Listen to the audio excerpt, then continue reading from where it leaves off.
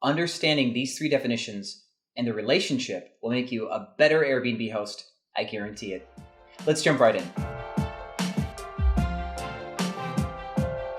All right, welcome back, Airbnb family. Let's get into some definitions so you can run your Airbnb business. Definition number one is contribution margin.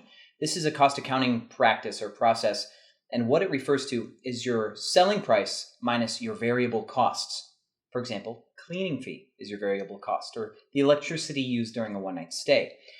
The variable costs get deducted from your selling price, and that is extra revenue.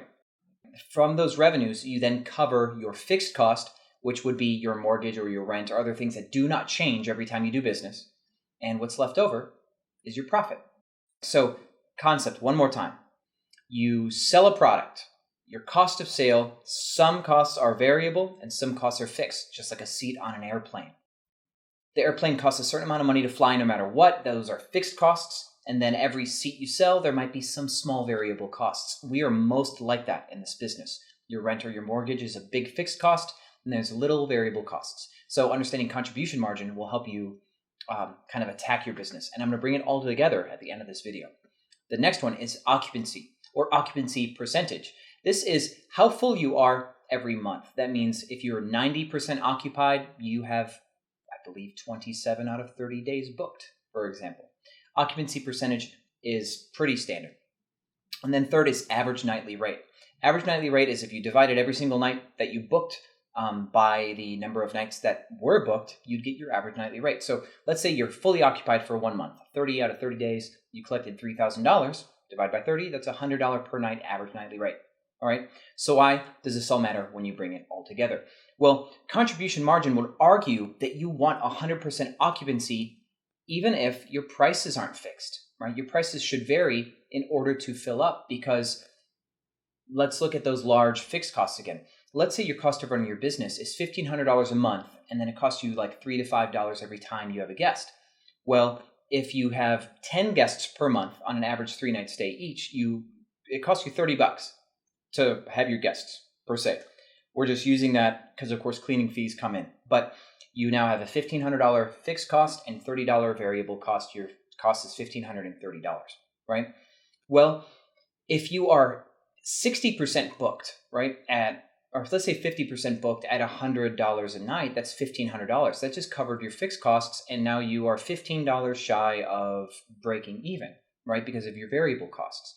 Well, if you drop your rate in half and cut it down to 50 and book the other 15 nights, you will now have another $750. And so now you've got $720 in profit because you covered your fixed and your variable costs.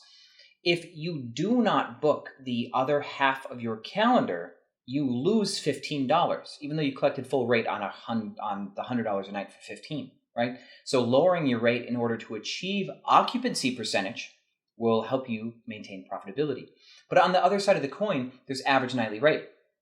So coming from the other end, if you have a 4-bedroom home that could collect $1,000 a night and you list it at $200 a night to start because you want to make sure you get 100% occupancy, well, $200 a night times 30 is $6,000, right?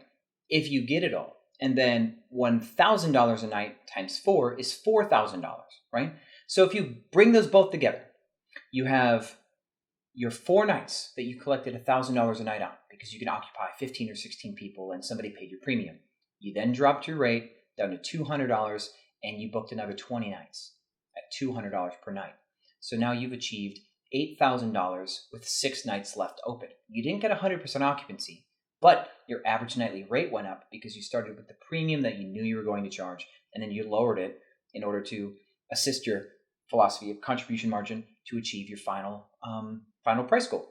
And with that, you made more money with less nights booked. So bring those all together, contribution margin, average nightly rate, and occupancy percentage, and think about all three when making your pricing decisions, and you will be a more profitable and more happy Airbnb host. Thanks for watching Airbnb Automated, and I will see you on the other side.